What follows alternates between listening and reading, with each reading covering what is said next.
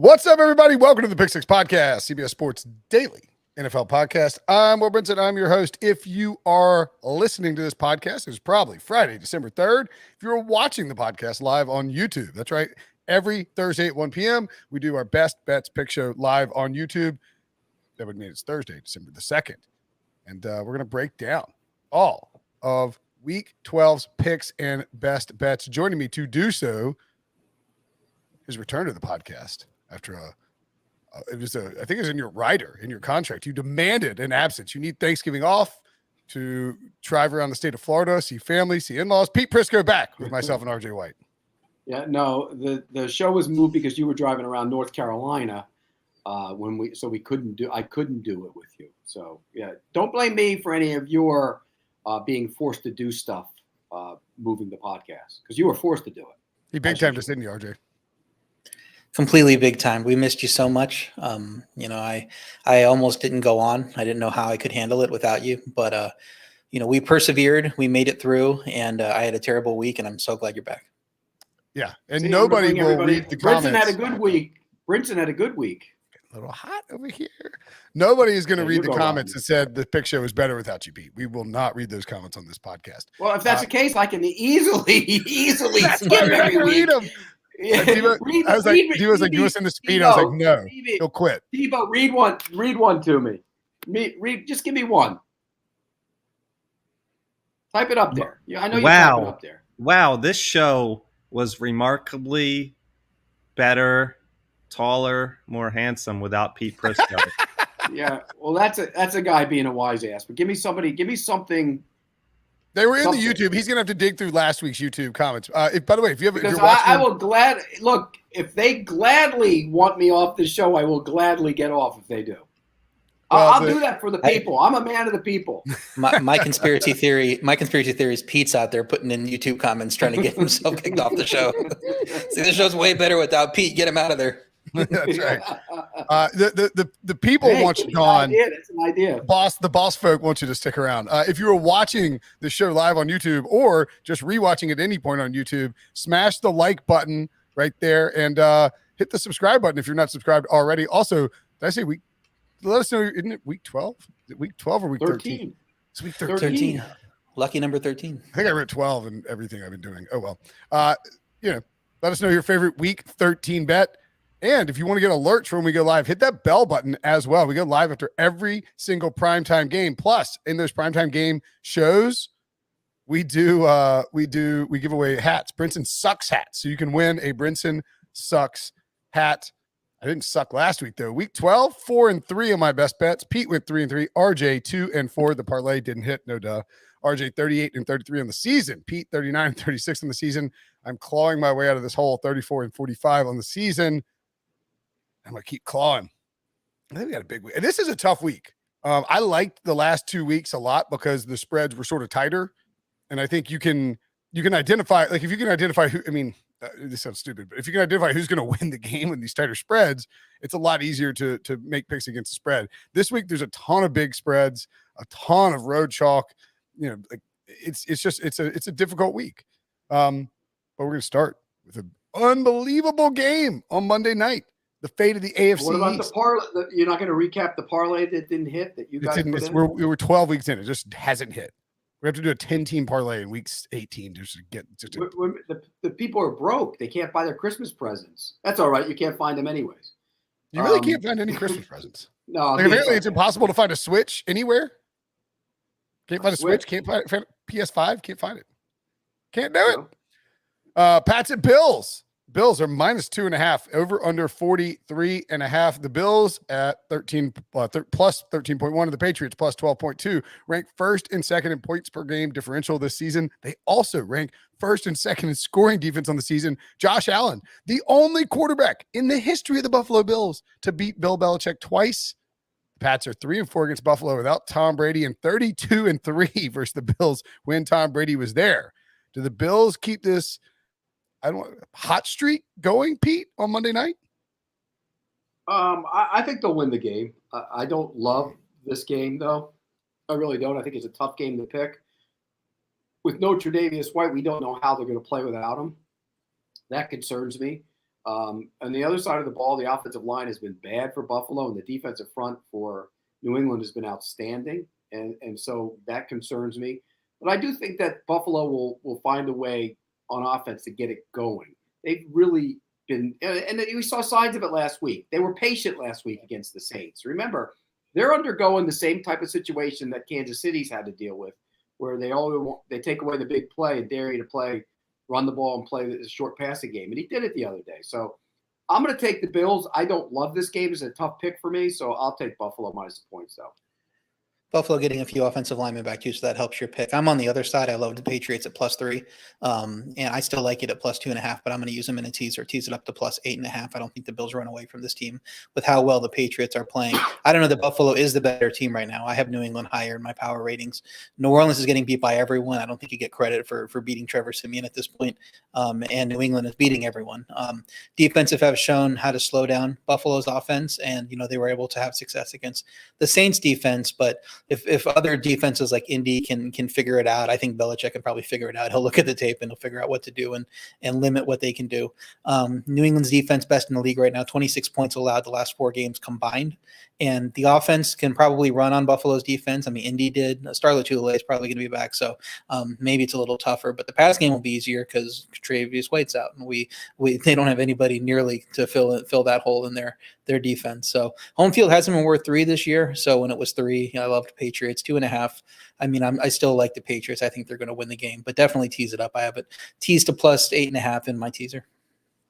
Yeah, I got the Patriots as a best bet at +2.5 is annoying. I obviously prefer 3. I do think they win the game. And if you're watching the show or listening to the podcast and you're going to bet it, it's currently Bills -2.5 -120. So you can take the 2.5 +100, take the money. I mean, I don't know. Or do you tell me, is it stupid to buy it to +3 -1? My X would be -115. If you only have to pay 5 cents to get to the -115, then, or I guess it's 15 cents -115. +2.5 +100. So it's little too much on 15 cents. If you can pay the 10 cents to get there, then I think that's fine. But otherwise, just kind of wait for it to tip to 3. You probably should have got it in the beginning of the week. That's when I got it up on Sportsline at 3. But I think at that point, just play the money line. I mean, if Patriots are hanging in that game, they're probably going to win. Yeah. Pats lead the NFL in scoring offense, 35.2 points per game, and defense, 10.5 points per game allowed over the last 6 games when they've gone on this streak just to surge up to the top of the NFL.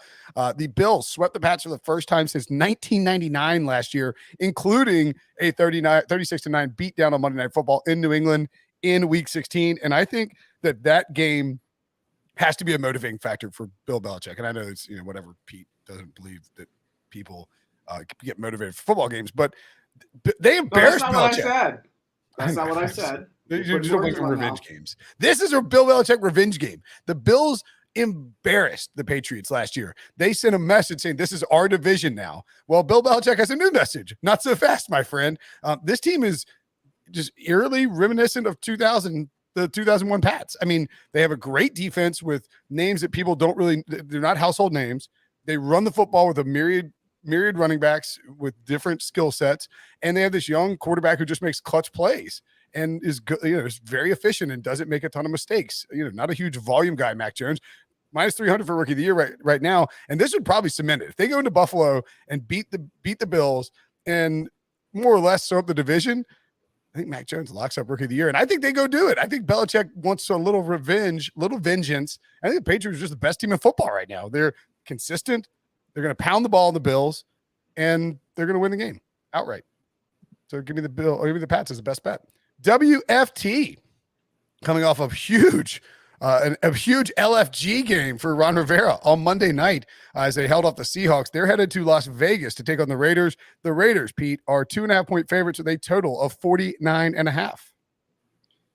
Yeah, this was another one that was tough for me, but I really love the over in the game. I think this one's going to go up and down the field. I think both defenses have issues. Even though Washington's played better, that was more of a function of Russell Wilson not being able to throw the football. He can't throw it. I mean, he should have probably rested a couple more weeks before he went back out there. And they are playing better in the secondary. I got to give them credit for that. The corners are playing much better. They still don't rush the passer well without their guys on the edge, and so that's concerning. And Derek Carr was good last week. I mean, they threw the football around. Getting that speed element involved in Deshaun Jackson helps the offense. So I like the over more than the game. But if I had to play the game, I would probably play the Raiders in this spot. Yeah, 3-game win streak for Washington that D's been playing better, during that whole win streak. Obviously that Bucs game is the key one where they held the Bucs down. So I think it's more than just, what they saw last week and getting to play a limited offense. Heineke's been solid at quarterback. The offense just got key players back in Logan Thomas and Curtis Samuel. They'll play more moving forward. They kind of limited them a little bit in their first game back. Scherf returned versus Tampa Bay. The run game had 2 big days after that game. They didn't do well. I mean, they only had 90 rushing yards against Tampa, which is pretty good for Tampa. But then they did well the next 2 games. I don't think it's a coincidence you get Scherf back and you can run the ball now. Las Vegas D's not been playing well. I can't really count on the pass offense to succeed with Waller hurt. They've been inconsistent, even though Carr had a good game last week.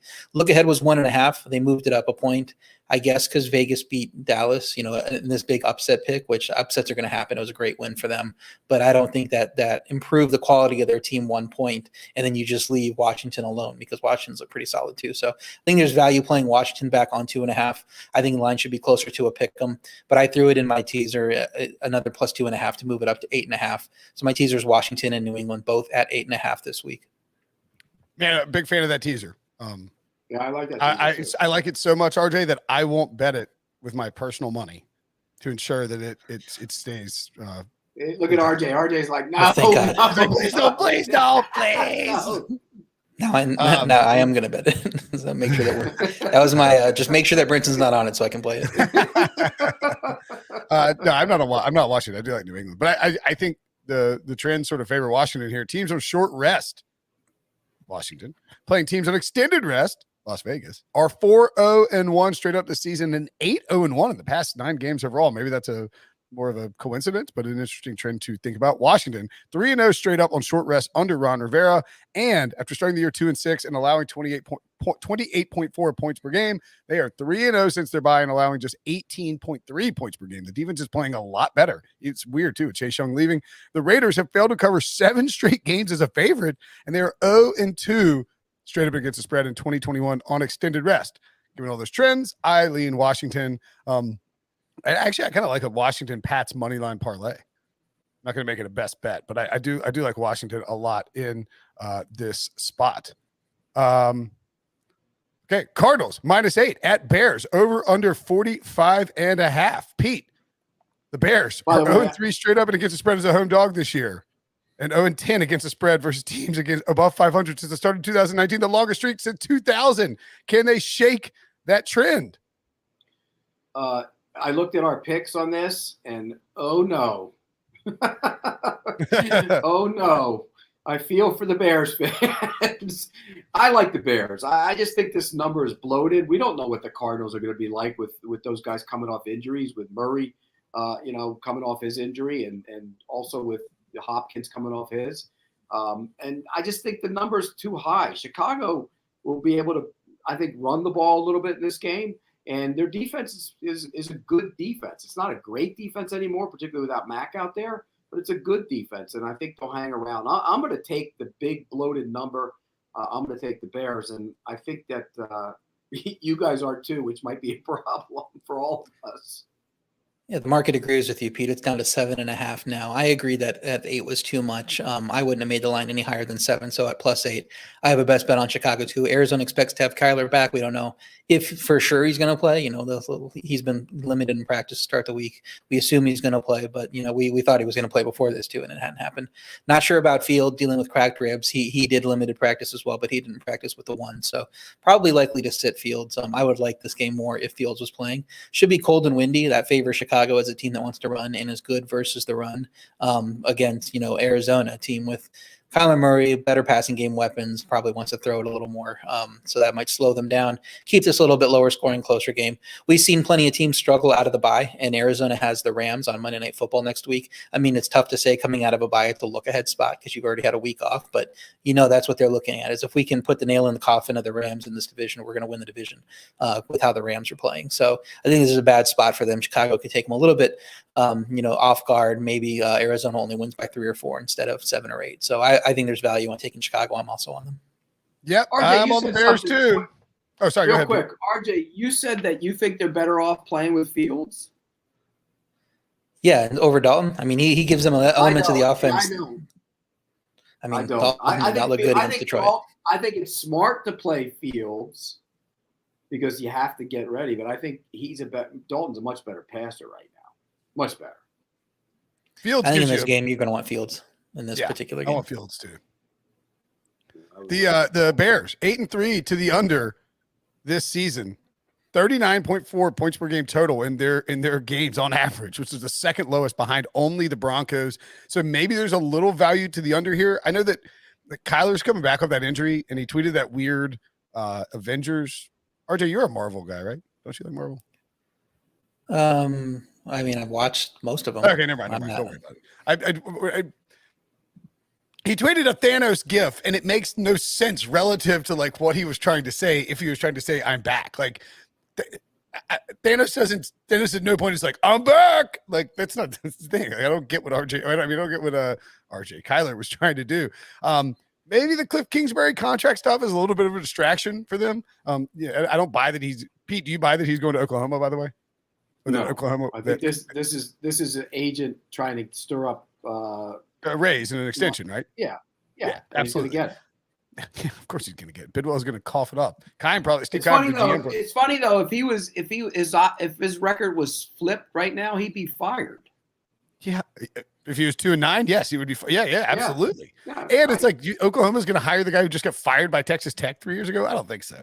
Anyway, I like the Bears as well. I think when you look at the number of points, number of plays that are going to be run, and the Cardinals are not scared. They have a defense best under Cliff so far. I think they're giving up under 20 points per game. This should be a low scoring affair. So I want the 8 points if I can get it. And obviously, if we're all on this, that means we're going to automatically put it in the parlay. The first loser of the there you go. There you go. We're all done with that one. The Eagles at the Jets. Eagles minus 6.5 with an over-under of 45. The Eagles, by the way, 11-0 all-time versus the Jets. That's the most wins without a loss in any head-to-head matchup in NFL history. And the Eagles have won all 5 meetings since 2000 by 7+ points. Pete, does that entice you to take the Jets? Yes, it does. I'm taking the Jets. I again, where is Hurts in terms of his health? I know he's practicing. He said he's good to play. Yeah, but where is he though? I mean, there's still some doubt about him, and that could possibly mean Gardner Minshew on the field, which solidifies the Jets pick if he shows up. But seriously, excuse me, Hurts didn't play very well last week. I mean, I think, in fact, he was awful, and I just think the Jets will take something from that and limit him again. And I don't think that, Zach Wilson was better last week. He was much better. He's not good, but he was much better. And that's a step in the right direction. I think he's going to grow in confidence. I think this number is a little too high, which is why I'm going to take the Jets as one of my best bets. And I'm probably going to regret this. It's one of those picks you make and you go, oh, and then like Sunday afternoon, you'll be going, yeah, why did I make that pick? But I'm going to make it anyways. I'm going to take the points in the Jets. Yeah, I think you regret it. I have a best bet on Philly minus 6.5. It's up to 7 now in the market. I think because of Hurts moving up, looking like he's going to play. That's what moved it up. Philly only lost by 6 on their worst possible day for the offense against the Giants. That tells you how well the defense is playing right now. And the Jets offense, I don't think they look good at all. I know Wilson might be playing a little bit better, but considering how bad he was before his injury, I mean, that's pretty easy to look better there. And that was a bad Houston team. I like fading the Jets coming off a win that probably they might not have deserved. They didn't play great in that game, I don't think. I know it was against a bad team. Look ahead was Philly minus 7. So if you get 6.5, you're getting value falling from the key number. If these teams are fundamentally the same as they were last week. Hurts says he'll play. I'll trust him. I think you start the line at 7 versus the Jets with any solid team because I don't think the Jets are very good. So, I love getting minus 6.5. It's a best bet for me. I lean towards the Jets here, and I actually think in my picks post I picked the Jets to win the game, which I'm sure there's no way I could possibly regret picking the Jets to beat the Eagles given their terrible run defense. I don't know. I don't know. I don't know what I'm doing. I don't know. I'm not really sure. And then you see like all the trends, and it's like 11-0 all time against the Jets. The Eagles first in rush yards per game, second in yards per rush, first in rush touchdowns. The Jets are 27th in rush yards per game allowed, 26th in yards per rush allowed, and dead last in rush TDs allowed. The Eagles run on 50% of their plays. But if Hurts is banged up, are they really going to send a banged up Jalen Hurts out there and have him run a bunch? Like, they might try and make him make him pass first in this game and just try and pound the ball. The Jets can load the box and force Hurts to beat him deep. I like the Jets to pull out the upset. And I'm not just doing that so Debo's team can win and get back in the playoff hunt. Jalen Hurts, by the way, last week, second worst single game passer rating by a starting quarterback this season. The only one who was worse. Can you name it? It's pretty easy. Who was it? Is Zach Wilson? Cam last week. He went 5 of 20. Oh, Cam. 5.8 passer rating last week. Jalen Hurts was 17.5. 4.2 yards per attempt. 0 touchdowns, 3 interceptions. That's really, really bad. If he can't run, it's going to be a problem for them. So I think that is worth watching his status on the injury report.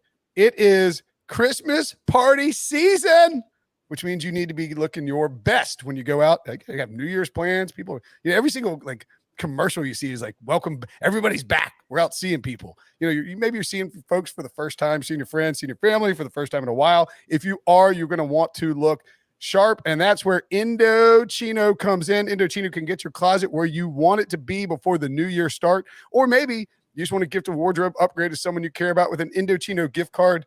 I have shopped on Indochino.com, and I can tell you it's amazing. I don't like seeing people. I don't like talking to people.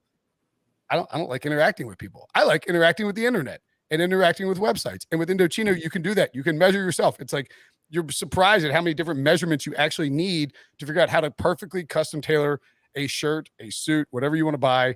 And Indochino.com allows you to do that. If for any reason you want to go to a showroom, you can go to Nordstrom.com and check that out with Indochino. They offer completely custom fitted suits, shirts, casual wear, and more at surprisingly affordable prices. Every piece is made to your exact measurements, and you can customize every detail. You want to, what's your middle initial, Pete? What are you, Yes. PSP? You want a PSP on your pocket there? A little monogram on the shirt cuff? You can do it. It's included. The best part, Indochino suits start from just $429 and shirts from $79 with all customizations included. And to help you guys out, we're going to give you $50 off any purchase of $3.99 or more by using promo code PICK6 at Indochino.com. Give yourself a custom closet revamp with Indochino, or give the gift of great style with an Indochino gift card. $50 off any purchase of $3.99 or more at Indochino.com. Use promo code PICK6, PICKSIX. Go revamp your closet. All right. The Ravens at the Steelers.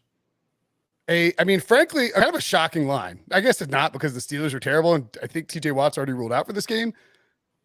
But how often do you see an AFC North massive matchup, huge playoff division implications, and you've got the home team, especially Ravens Steelers? This is a Nance Romo, Tracy Wolfson special, and the Steelers are catching 4.5 at home with a total of just 44, Pete. And you won't need the 4.5. How about that? Ooh. Yeah. I think the Steelers are I know they're not as good as they've been, but that's a prideful group, and Mike Tomlin will get them back playing good football. And it's not like the Ravens are lighting anybody up. When was the last time you came away from a Ravens game and you said they look really good? You know what it was? It was when they beat the Chargers in the middle of October. They have not been a good football team. And look, the Steelers haven't either. But you're going to give me 4.5 points with the Steelers at home? I'm taking it. And I think they're going to get back to being a physical team, because that's all they heard all week, is that they're not physical, they're not physical, they're not physical. I think they're going to play well in this game. I think their season is on the line in this game. And I think they're actually going to win the game outright. So I'm going to take the 4.5 as one of my best bets. Yeah, I want to say it'll be a low-scoring AFC North battle that the dog of more than 3 covers, but I said that last week with 2 games, and it did not work out. And so I can't. I'm just going to automatically think it's going to be a close game there. Pittsburgh's defense right now looks as bad as their offense, even accounting for injuries. Watt's on the COVID list. It looks like he's missing the game. Baltimore's offense is struggling with Lamar at quarterback over the last 3 weeks when he has played. I'm more confident it'll come together for them than it will for the Steelers. We saw the Steelers fall off last year at this time when they started 11-0. They're obviously not as good this year, but I don't know that Ben's going to play very well. down the stretch, and I can't play the Steelers right now. And I think the line's too high for the Ravens. I can't play the Steelers, so I'm just going to stay away. Yeah, I picked the Steelers against the spread for my picks post, but I'm sort of with you, RJ. It's like the Steelers are going off back-to-back losses of the Bengals and Chargers. They've allowed 40-plus points in back-to-back games for the first time since 1989. Prior to Week 11, they'd gone 40 straight games without allowing 30-plus points, which is actually the longest such streak since the 92 through 95 Browns. Steelers defense over the past 2 weeks, 41 points per game, worse than the NFL. 451.5 yards per game allowed, worst in the NFL, and 16% pressure percentage, worst in the NFL. They are playing terrible, but I cannot possibly take the Ravens laying 4.5 points on the road against Pittsburgh in this matchup. It's a late window. Again, it is the feature game on CBS. The Steelers know what's on the line here. And when you look at Big Ben and Mike Tomlin as dogs in their career against the spread, since the start of 2018, the Steelers are 5-0 against the spread as an underdog, 4-1 straight up. Tomlin in his career, 11-3-2 against the spread. That's 79% as an underdog. And Big Ben, 8-2 straight up and against the spread as an underdog. I mean, this is just a team, like, this is just a prime spot to play the Steelers, but they've been so bad lately. I can't make them a best bet. I do agree with you though, Pete. Maybe this is one we revisit if we don't get to 3 for the parlay, because we all like the Steelers, but RJ and I are just petrified of how bad the Steelers are. I don't like the Steelers. I like staying away. I like staying away as well. The Vikings -7 at the Lions, an over under of 46.5. Was it the Vikings have played every single one of their games? Every single one of their losses have been a 1-score loss. And I believe all but one of their games this season has been a 1-score game. Does that trend continue, Pete? It does. And I'm going to add the Lions to my Jets pick, if you can believe That's some stinking dogs. These it are really some is. dogs. It really is. Look, it was a tough card for me this week, and so I decided to take some dogs. And when I took the Lions, they've been in games. They play hard. Look, they're not a good team, but you're getting more than a touchdown at home. And this is back-to-back road games for the Vikings. And the Dalvin Cook situation is one that should be one that bears watching and probably will hurt their offense in a big way. I know Madison's a good back, but he's not Cook. And Kirk Cousins was awful last week. I mean, he really was. When it was time to make plays, he couldn't make any. And so for that reason, I don't think it's going to be a high-scoring game, but for that reason, I'm going to take the Lions. So in that situation, you give me more than a touchdown, I'm taking Detroit. Is this a big game for Kirk Cousins, Pete? No. Kind of. It's just the smallest possible game you can have playing the Lions. So I think Cousins they need is this going win to get in the playoffs. 31 of 34 for 800 yards for Cousins. Like, he's just going to go off. No, Detroit, I mean, they're a bad team. They haven't won, but they continue to hang in there on the scoreboard and cover, despite being severely outplayed in the box score. That was actually the story of the close loss to Minnesota earlier this year. I think it was 19-17. Minnesota should have won by more in that game, the way they outplayed them in that game. But like you said, Minnesota's only won by 7 more than once this year. More than 7. Can't run away from teams for whatever reason. With Cook, I actually think it could be a positive for the offense. And maybe they don't run it as much. They throw it to the best players on their team. They get Jefferson and Thielen more looks, because when you're targeting those guys a bunch, you're going to score a lot of points, because they have one of the best receiver tandems in the league, and you should play like it. While on the other side, Detroit probably playing without Swift, and that they don't really have anybody to fill in with that. Jamal Williams, I don't think comes close to what Swift gives them in the offense. Detroit hasn't scored more than 19 points since week 1, while Minnesota has scored 26 plus the last 4 weeks. With how these offenses are playing, I want to see Minnesota, Detroit will keep it up and keep covering, but feels like a 27-17, 27-14 type of game. So my lean would be to Minnesota in this one.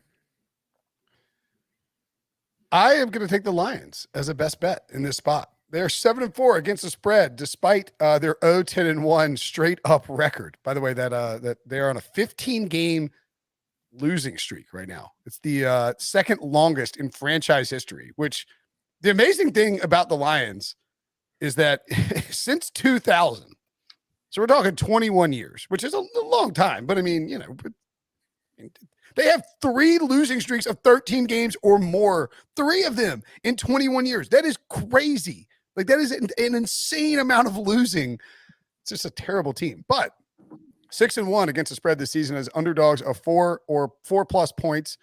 They've also scored, by the way, fewer than 20 points in 10 straight games, which is the longest such streak since the 2005 Ravens. The under has hit in 8 of their past 9 games. So that might be something to look at. But I just think you look at this team and how hard they're trying, how hard they're playing. They're not going to quit on Dan Campbell. I mean, they might quit, once the season is over and, maybe in like week 17, but like they're still fighting out there.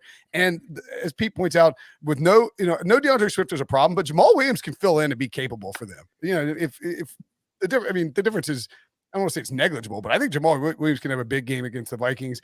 And this is just a prime backdoor spot where the Lions are leading. The Vikings come back, they take a big 10-point lead, and the Vikings come through the back door at the last second. So I got the Lions as the best bet. I mean, there are some rancid dogs out there. It's a home dog, and they're got extended rest.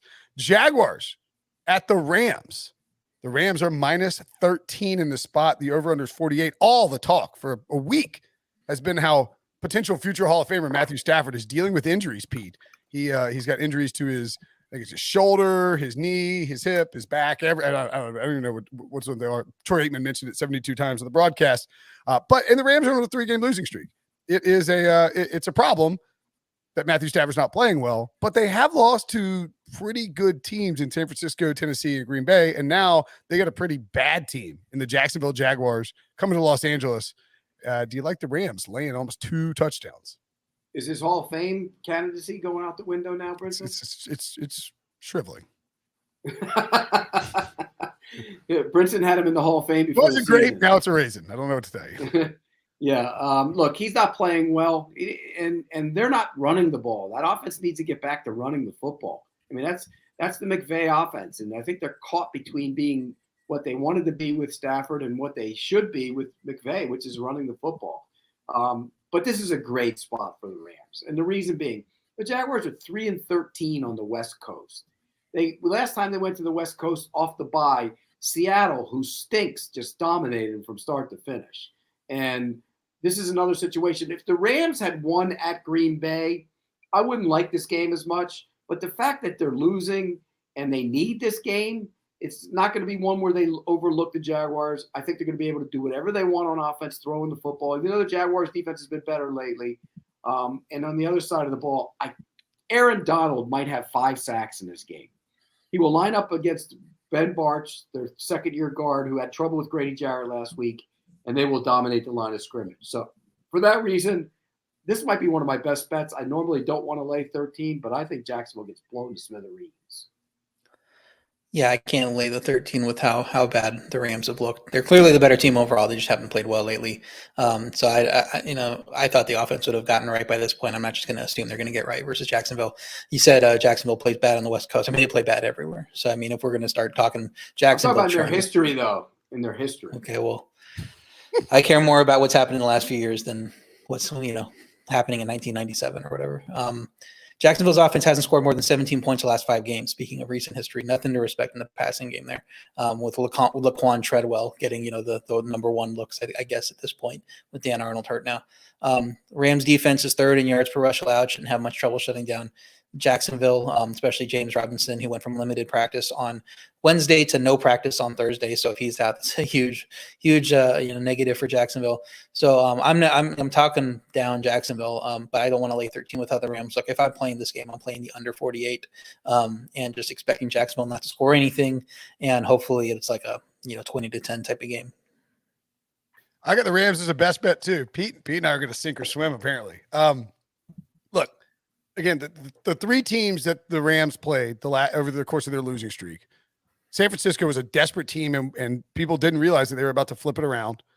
The Titans are just the weirdest team in football, and they had those pick sixes, or the 1 pick 6, and Matthew Stafford had the bad picks. Don't get me wrong, but that's a pretty decent front for the Tennessee Titans. And then Green Bay, they played in a frosty, massive primetime NFC showdown. It sort of reminds me of the Cowboys with how the Rams are being treated, where if you took the 3 losses, right? Like the team's 7-4, right? 7-4. If you take isn't that right? Are they 7-4? Am I crazy? That sounds right. The Rams are yeah. Sounds right. Anyway, if you take the 3 losses and you spread them out over the course of the season, it's just not a big deal. But because the losses are clustered right here in the middle of the season as everybody's making a playoff push, people are freaking the geek out. And I get it. Like, you don't want to lose 3 in a row. It's a bad look. But good teams they played. The Jaguars are a terrible team. And I agree that they need to start running, but I think this is a spot where after all this stuff has been leaked out about Matthew Stafford's injuries and how he's fighting through all this stuff and how bad they played and you're losing Green Bay, you come out and this is a get-right game for Stafford. You run a bunch of play action. You let him wing it around. Cooper Kupp has a monster game. Tyler Higbee, big game. Maybe you get Odell Beckham involved and you have him blow up and then everybody just relaxes. And the Rams win by 28 points. Everybody can settle down for a week, can take some of the pressure off of you. This is a get-right spot for the Rams. I love Rams minus 13. I like the Rams team total as well. Let's take a quick break. When we come back, will the Broncos spoil one of our favorite bets in podcast history? Because RJ may be fading a popular trend on the Pick Six podcast. Next, Broncos at Chiefs. Chiefs minus 10. Over under 47. I'm not sure if you're aware, Pete, but Andy Reid's off the bye. Andy Reid's off the bye. Did you know that Andy Reid's coming off the bye? Yeah, he is, and I know you love that. And we even mentioned your song on our show the other day. Oh, yeah. That's nice of you. Did you make fun of me while you're doing it? I'm sure. No. Color skeptical. I probably made fun of you a little bit. No, I didn't. It's a catchy song. You deserve credit for it. I like it. I had a tough time with this game, and because Andy Reid coming off the bye is so good. I think the Chiefs defense is playing much better. I don't believe in the Denver offense at all. And so I had a real tough time with this game. In the end, I lay the points with the Chiefs. I don't love it at all. Again, but I'd rather take Patrick Mahomes and that defense right now than Teddy Bridgewater and their defense. So I'm going to lay the 10. I have best bet on Denver.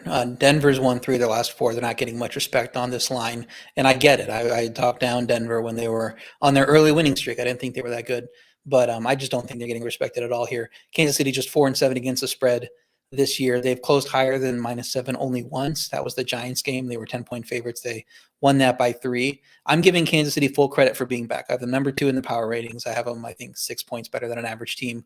And I still think this line's a little too high because I don't think Denver is as bad as this line's making it out. These teams played in Kansas City last year at this time, early December. Kansas City was on a much better, offense, much like 10-game winning streak, I think, when all was said and done going into the playoffs. And they won this game 22-16 with their offense rolling. That shows you that Denver kind of knows how to slow this offense down a little bit when it's playing well, and it hasn't necessarily been playing well the last couple months, except for that Raiders game. So the trend has been to fade Kansas City's big dogs this season and going into last season, the end of last season. I'm going to do it here with a team that's playing well. Denver plus 10. You can see it's come down a little bit, 9.5. I mean, once it gets to 9, I'm bailing, but at 10, I like Denver. Yeah, it's Sunday Night Football too, in case I didn't mention that. Not that that matters, but I mean, it is a primetime spot. Patrick Mahomes and the Chiefs have been playing really well. Going into the bye, starting to turn things around, suddenly have everything in front of them to win the division, to even chase down the AFC number 1 seed. I mean, everything's on the table for the Chiefs. I really wish it was like Chiefs -7, right? I mean, and no bleep Sherlock. Everyone would like Chiefs -7, but 10 is a ton of points, even for Andy Reid off the bye. However, I have a personal, brand situation here with the song that I can't bail and take Denver. So even though I agree with you completely that the Broncos at +10 are probably a good bet, I simply can't do it. I have to take the Chiefs because of the song, because Andy Reid off the bye. Andy Reid. How many times has Andy Reid covered the last 4 years off the bye? I don't know the answer to that. Once. Do you? Well, you should. I mean, no. Once. Sing the song. I think that's probably when you started the song, right? 4 years ago. I think Brinson is the ultimate mush here. Andy Reid can't cover off the bye now. This is Brinson started Andy singing. Reid off the bye. Off the bye. I mushed Andy Reid off the bye. Wow. Takes a lot to mush Andy Reid off the bye. He is, by the way, 19-3 straight up, 86% off the bye since 1990. But as you point out, that's not against the spread. He just wins off the bye. It would be surprising if they lost. It wouldn't be surprising at all if the Broncos covered. I'm gonna take the Chiefs. I'm gonna stick with the brand and hope it works out. Again, not an intelligent football-based pick, a simple brand-based song pick for me in this spot. The 49ers -3.5 at the Seahawks. I mean, what was the I mean, what is this line pre-Russell Wilson surgery? Seahawks -3, right? I mean, it's a huge swing, but at the same time, I mean, Russell Wilson looks like crap, Pete. His hand is not right. He came back 2 or 3, maybe 3 or 4 weeks too early. Brady Quinn called it the second he got hurt and we all knew he was going to rush back because he's out there doing the fake handoffs and the fake play action passes and the fake huddles and looking for the cameras. And he wants people to know, oh, Russ heals so fast. He's such a great healer. And he comes back too early and he hasn't looked right. And it's hampered the Seahawks offense. Of course, so has Pete Carroll. But good news, they got Adrian Peterson. So now they can really establish a run in the spot. Maybe he got too attached to his fake receivers and he won't throw the ball to DK Metcalf anymore. I mean, what is that? I don't get it. What are they doing? I mean, what are they doing? Get the ball to DK Metcalf. I don't understand what they're doing. And there's going to be big changes in Seattle. Now, whether Pete Carroll goes, maybe he wants to walk away. I mean, if you're Pete Carroll, you should have called USC. You could have got $10 million a year. For 10 years, although I don't think he's going to coach till he's 80. But I think the Seattle team is a mess. It really is. And that's going to show up. The 49ers are playing really good football. They're physically mauling teams in the run game. And I think they're going to maul the Seahawks in this game in the run game. I'm not making it a best bet, but I lean to San Francisco. There's no way I'm taking Seattle. Our line was 3.5, and at home, I wanted to take Seattle, and I could not talk myself into it. Seattle beat San Francisco earlier in the year, but they were thoroughly outplayed in that game. It was kind of a fake final. San Fran's clearly trending up while Seattle's trending down. Maybe there would be value on a slumping team for playing Seattle there. The look ahead was 2.5. I thought Russ looked a little bit better on Monday night. So maybe he's improving slowly, but it's probably too late with this record. Seattle's defense gives up plenty of yards, but not points. For their last 5 games, opponents have scored no more than 17. With Debo out, I think it's probably going to be a lower scoring game. So that's another, point in favor of Seattle. But once it gets to 3, I'm completely off Seattle. I'm like, probably 49ers probably win this game by 3. So I went and played a derivative in this game. I took Seattle's team total under 21.5 points. With how the offense is playing, I just don't see them putting up points against really any solid defense right now. So I think it's going to be a lower scoring game rather than play the total game under. I'm just going to play Seattle's team total under 21.5 since we get that key number of 21 under there. Yeah, the San Francisco rush defense is actually really good. And I mean, I don't know. It's insane to me that you can, if you're watching on YouTube, you can see, you can actually, it's kind of cool in Caesars. You can, as RJ was pointing out, you can, there's a little bar you can shift if you want to play certain team total. Like you can move the team total for the home and away team up or down. In other words, so you can adjust the juice, so you can get those derivatives. Debo's playing with San Francisco right now, so scroll down to the home team, or go click. You got to go to the home team, yeah. But like, if you thought the Seahawks are going to score less than 17 points, you can see it again, youtube.com/pick6. And you're watching in YouTube, whether you're live or watching it later, smash that like button if you don't mind, and hit that subscribe button. So you can see how, you can get total points. You can slide that thing down to 17, Debo, and just see what it gives us. Because then if you, or 18.5, there you go. There you go, 17. Like if you think the Seahawks will score less than 17 points, you can get it at 2-1. Now, if they score 17 even, push, nothing, no harm, no foul. At any rate, I like the 49ers here. I don't love them. It's a 3.5 is a lot, or 3 with a ton of juice is just, it's a lot on the road. But I mean, it basically boils down, if you're betting on the Seahawks at any point over the next 2 or 3 weeks, it all boils down to, do you think that Russell Wilson is going to magically figure things out? And I can't buy it. The way that Brady Quinn, I know I mention this all the time, but like the way that Brady described how he dealt with that surgery, having the pins in his hand and then taken out. I mean, he says, he didn't want to, I don't think he wanted to say it because it sounded like making an excuse, but he said it affected every throw he made for the rest of his professional career because he didn't have the same feeling on the football. And Russ is adjusting that. I think psychologically it's messing with him. Physically, it's clearly messing with him, but mentally and psychologically, it is screwing him up. He didn't want to run. He doesn't trust himself holding the football the way that he used to. You can tell the ball's just not coming off right. He was sailing easy, short passes over his receivers' heads out of bounds. So I'm fading the Seahawks until further notice. And it adds to the fade when they get Adrian Peterson. What are you going to do? Establish a run more? As Pete points out, big changes are coming, and it's going to be a Pete Carroll or Pete or Russ situation. And I don't even know does Russ even want to stick around for a rebuild, even if Pete Carroll gets tossed and he gets to pick a new coach? Probably not. Probably not.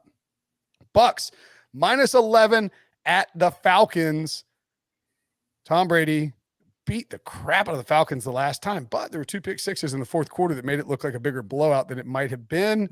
Falcons are toast, but they got a division rival. Maybe they get up for this. Bucs -11, over under 50.5, Pete.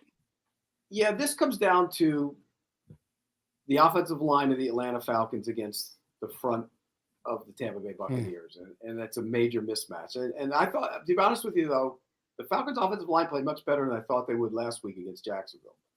But Jacksonville's not Tampa when it comes to the defensive line, and I think they're going to pressure the quarterback. Matt Ryan's going to go down a bunch.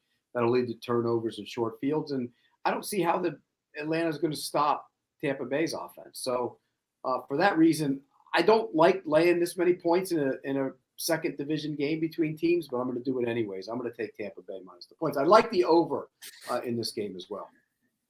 I like the over too. I'm actually I like another derivative, Tampa Bay's team total over 30.5 as my play in this game. So I like the over, but I like that play a little more. I think Brady's going to make an MVP push. I think he's probably the favorite right now. But coming off of a not great statistical game with Fournette getting all the touchdowns, I think this is where he sees the Falcons on the schedule, Falcons bad defense, and he wants to put up some video game numbers in this game. It's amazing to me that Atlanta has 5 wins with how bad their team is. They could get routed here. I think they could be just as bad as some of the other worst teams in the league. Each Tampa Bay Atlanta game since Brady's come to town, it's been 58 points or more. So that's another point in favor of the over. Atlanta has had less than 200 net passing yards in 4 of the last 5, though, and they're not going to run it on Tampa. So their offense needs to find some way to put points on the board if we are going to get this over. Otherwise, Tampa's going to have to score 40 on their own. Should be a game, I think, where Tampa does score 38-41. Atlanta only needs those 2 touchdowns to push it over, ideally getting at least 1 in garbage time. So if you like the over, I'm fine playing it. I would play the Tampa Bay team total over and expect Brady to throw up 4 touchdowns as he's trying to win MVP here. Yeah, that's the MVP angle is a very good one because Brady's already won a Super Bowl with the Bucs. I think he would love to win an MVP at his age. You break that record, you win it with your new team, you win without Belichick. When Belichick's having success over there, I think they're watching each other that closely, but I don't think it's off the table. Plus, he's got he's doing all these docs. He'll come out with a new Man in the Arena 12-part series about his MVP win. And Tom Brady loves to troll the Falcons. Loves it. He's constantly mentioning 28-3 and trolling Atlanta. It seems unnecessary given all the pain the Falcons have been through. Initially, I really liked the Buccaneers, but I do think those 2 pick sixes are maybe twisting this a little bit. We can see some Matt Ryan garbage time here. I'll take the Falcons, not as the best bet. I think the over is a very good look, and that team total over is probably smart, especially because if the Bucs get up big, it's entirely possible that Atlanta just sort of packs it in and calls it a day. Let me ask you something. Most important thing, of course, his health and getting his mental health and getting it right. Is there any chance Calvin Ridley comes back this year? I would be surprised, right? I would be shocked. Because I'm asking because Antonio Brown is not playing in this game. And I have Calvin Ridley and Antonio Brown on a fantasy team. Must-win situation. You're talking about a man's mental health, and you're worried about it from a fantasy standpoint. No, that's why I said more important is his mental health. Oh my God. I'm asking, do you think I can drop Calvin Ridley? Yes or no? I say no. I think he can come back at any time. Like we don't know what he's going through. I can't give you. He's eligible to come back mental whenever, health. Yeah. Right? So it's we don't know his situation, but there. These type of things, I think there's a chance that a guy just shows back up. It's not like an injury where you have to rehab it, and you have to be physically fit to get on the field. If he's mentally fit and he thinks that he can contribute for this team, he can be back at the drop of a hat. So I would hesitate if I had him in fantasy dropping him because you could just come back at any time, and we know how much of a difference he can make. And you don't want to drop him going into the fantasy playoffs, and then you see an opponent. Is it a keeper league, or are you in the playoffs? No, it's I'm either dropping him or Donta Foreman. This team is a disaster. I'm starting Carson Wentz, Clyde Edwards-Helaire, Jamal Williams. I have to find somebody to replace Antonio Brown. Tyler Lockett, Kyle Pitts. Are you going to make the playoffs? I am 7-5, and I'm like right there. I have to win to make. Yeah. This is a win or a go home. So it's either drop Ridley, drop Brown, or drop Donta Foreman. I think you could drop Foreman. He's back this week. Yeah, he dropped Foreman. Dontrell Hilliard looks better than him anyway. So yeah, let's go see what kind of crap receiver I'll pick up. I'll deal with this later. Nobody wants to hear about this on the pick show. But yeah, I think the over is a very good play here. I don't know why I didn't look at it.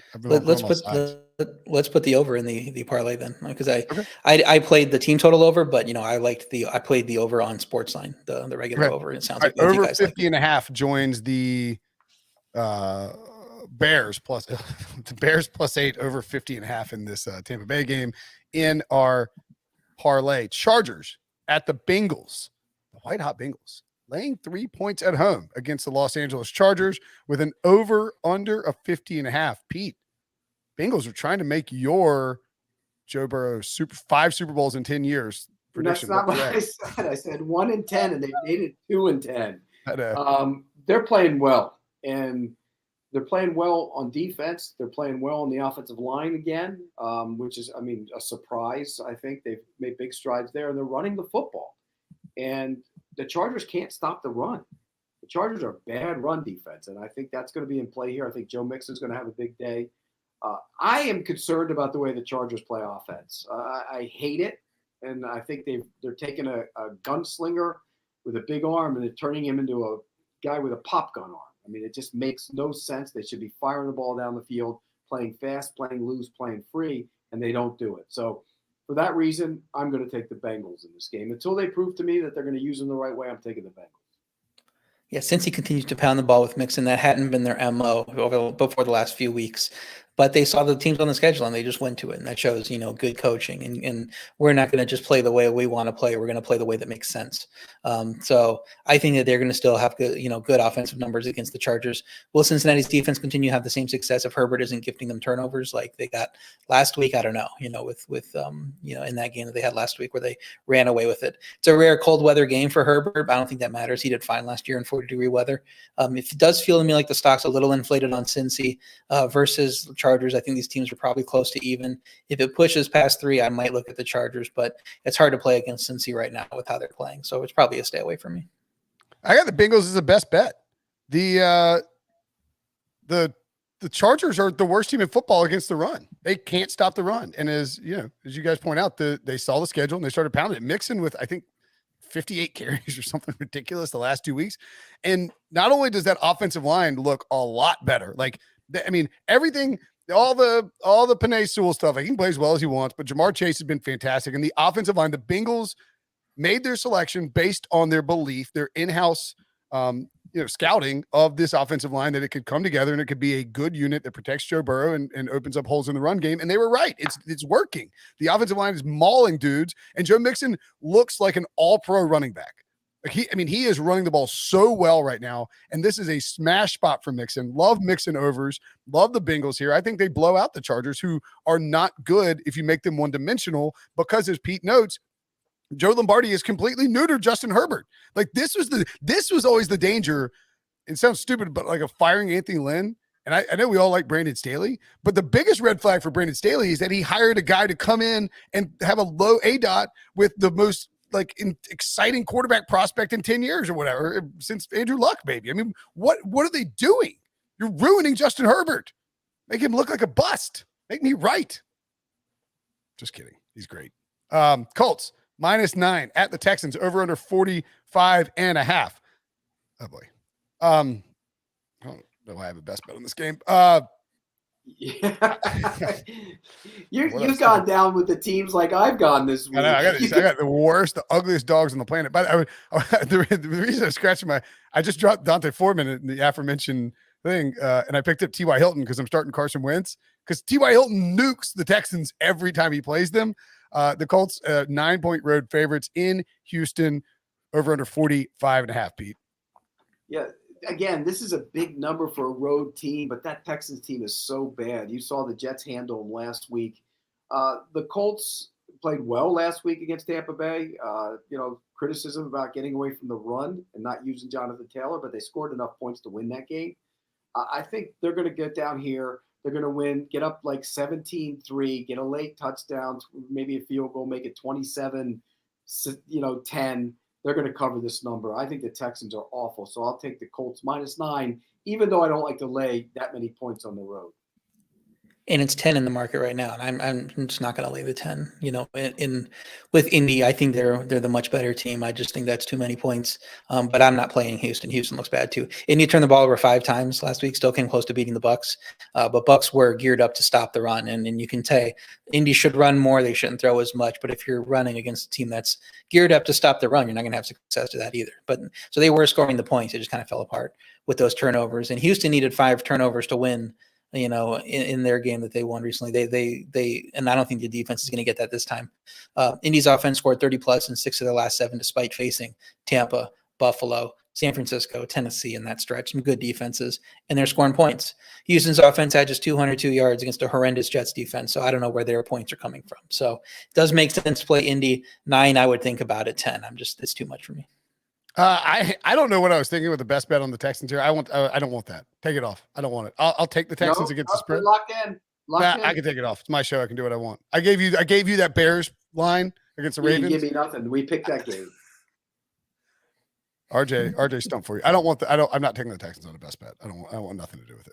The Texans are terrible. I don't know. My logic was that they're going to stack the box against Jonathan Taylor, and then just Carson Wentz won't be able to throw against his garbage secondary. What am I talking about? The Colts are going to run roughshod over these guys. And if I'm stacking Wentz and T.Y. Hilton in my fantasy league, I don't want to be rooting against him for a best bet. So I'm eliminating that as a best bet.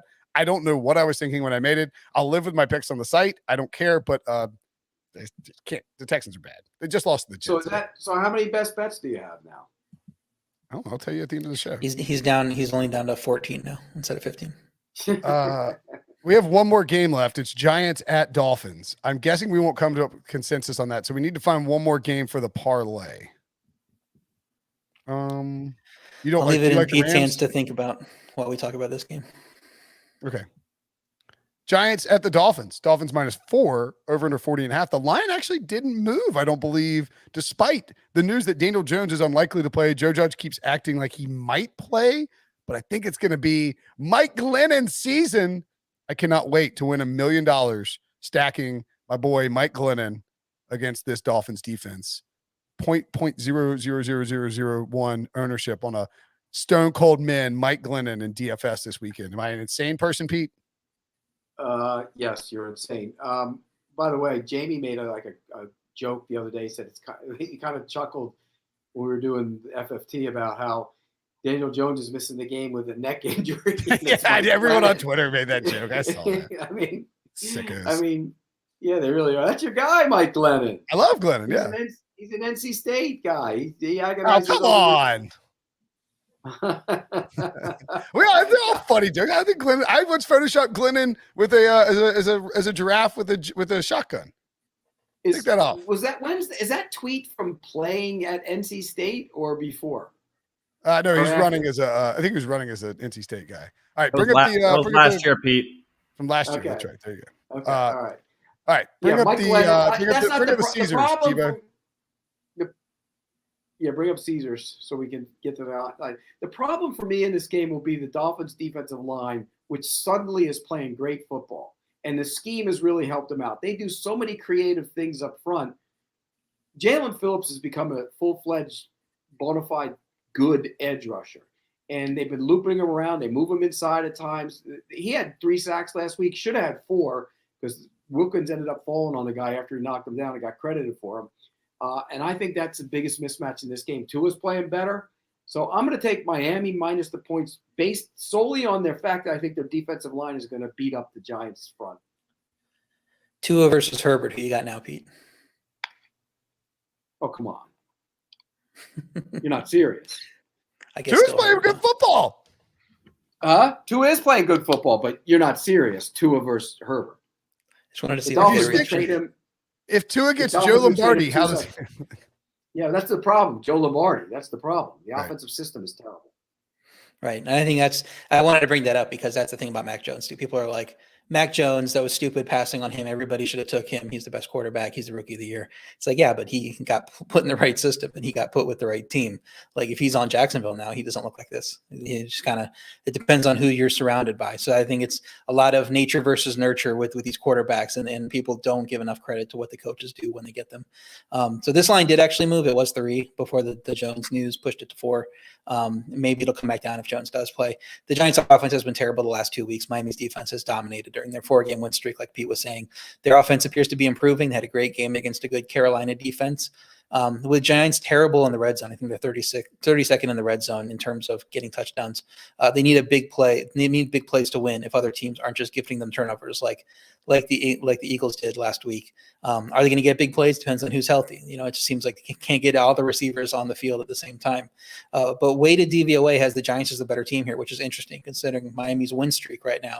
You would think that Miami would be the better team in weighted DVOA, but they think the Giants are. So I guess this offense has some upside once it's healthier.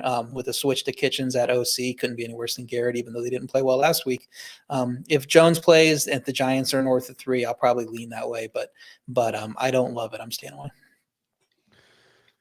I'm taking the Giants. Not as the best bet, but I do like the Giants. I think the Giants actually win the game. I'm dead serious. I'm playing a Mike Glennon.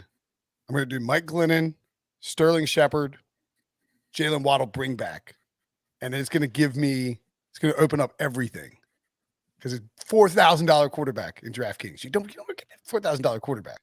Huge game for Mike Glennon. And then I won't be here on Monday because I'm going to retire when I win the Millie Maker. But I will be back next Thursday because I'll show up and remind you that I won $1 million. Neck jokes about Mike Glennon if he wins you $1 million. Yeah, absolutely. I'll buy a house next to Mike Glennon if I want $1 million. Anywho, that's not the best bet, but I do like the Giants to win the game. We need to find one more game. We could do that, wasn't I? Pats, India's Washington. One. What's that? Sorry, RJ. India's one. I think we all kind of were leaning Indy. Correct me if I'm wrong. Now that you're off of Houston, so I think that's one possible. I mean, if you guys want to go, the Lions. RJ doesn't like the Lions at all, right? You guys don't like the Lions. If you guys want to go Rams, I'd be fine with that. I don't trust the Rams, but it seems like both you guys love them. I like Rams, the Bengals. Rams, Bengals, or who's the one? Oh, Rams, Bengals, or Colts. I think. Go ahead and pick. My vote would, I guess, be for the Rams in that one. Okay. Right, Rams or Colts. We're getting a point of value with the Colts on this 9, so it's not really in the market. So maybe we go the Rams. Yeah, let's go Rams because if we do Colts, it's not fair to anyone who's betting it will have to bet it at 10, and that. Yeah. All right, so can't hit, won't hit, Loserville Clown Show Parlay. It's a new name. Bears +8, Bucs-Falcons over 50.5, Rams -13.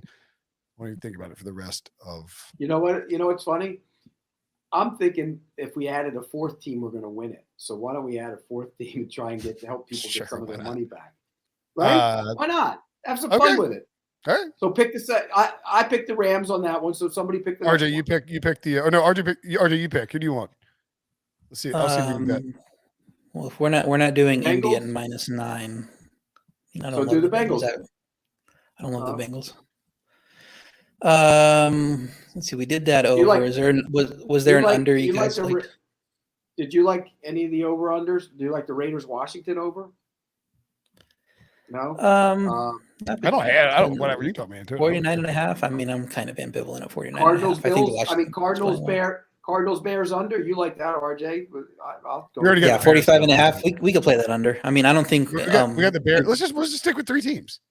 All right, go ahead. A lot of sites aren't going to let you. A lot of sites aren't going to let you put the Bears and the under in that game into the same parlay. So probably can't put that in there. Let's do 3 teams. All right, I'll bet it. I'll bet it. That'll guarantee it. No, actually, I won't bet it. I'll stay away from it. Okay, best bets for the week. Pete Prisco's best bets are the Bears +8, the Rams -13, the Steelers +4.5, the Lions +7, the Jets +6.5, and the Raiders Washington over 49.5. RJ's best bets: Philly -6.5 head to head, Denver +10, Chicago +8, Tampa Bay team total over 30. You can tell RJ had a bad week. He's getting cute with some team totals. Tampa Bay team total over 30.5. Seattle team total under 21.5, and a teaser. Washington +8.5 and New England +8.5. A teaser that I love, but I promised not to wager on in order to help RJ's chances of Where it hitting. are your best bets in this document, by the way? I don't see them. My best bets are Debo's supposed to fill them out, or I'm supposed to fill them out, but I didn't send them. Pats +2.5. Bears +8. Lions +7. Rams -13. Bengals -3 are my best bets. I would have. So you have, Yeah, we have three in the same. I went with three of the. I went with those two team totals. I like Washington and New England. I have Washington, New England's best bets too. I just didn't want to double up with them and the teaser, and I try to get 3 wins out of 2 games. So I just threw those team totals in instead to give people a little variety. So what I had 5 total. Yeah, that's fine. Brinson's got this 3 of the same games I got. I'm done. Let's go. Let's stay hot. Big week, 10-5 against the spread last week on all the games. Let's stay hot. All right, that's it for the show. Thanks for watching. Thanks for listening. Subscribe, rate, and review on podcast apps. And, of course, smash that like button if you're watching on YouTube. For Pete and RJ and Brinson, we'll see you guys later.